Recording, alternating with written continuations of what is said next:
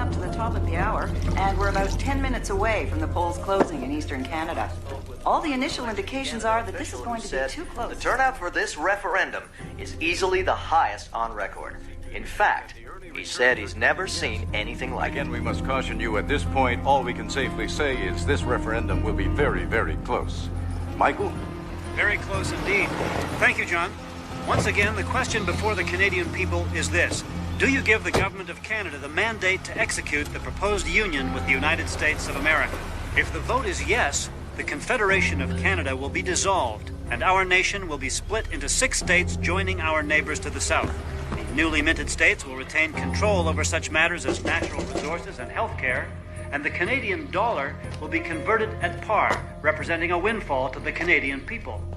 For America, the Union offers security, a unified continent with a common perimeter of defense. The terms of the proposal have already been passed in both houses of the United States Congress, and tonight the Canadian people will finally decide whether or not to ratify. Our nation's journey to this historic crossroads has seemingly been inexorable. From free trade to NAFTA to today, Canada has slowly been moving toward union.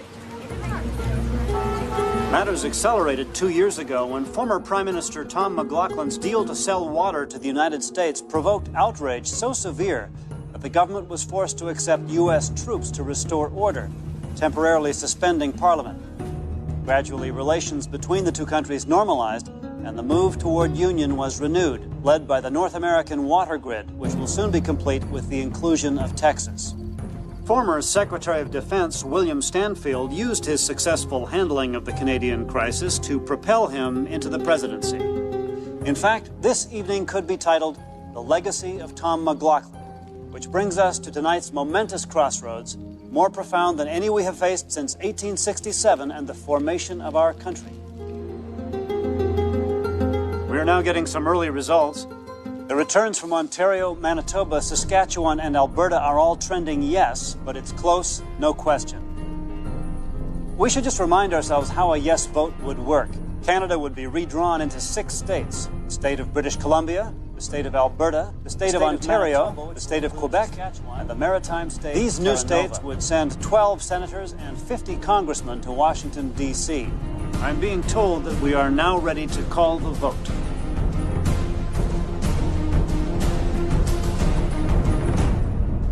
Well, there you have it. It is now official. By a narrow margin, but a majority nonetheless, Canadians have voted to dissolve our nation and merge with the United States of America. God help us.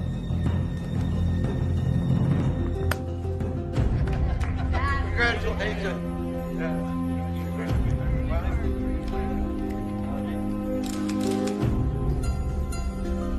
This is a free country, and the president is determined to see that it stays that way. The president knows.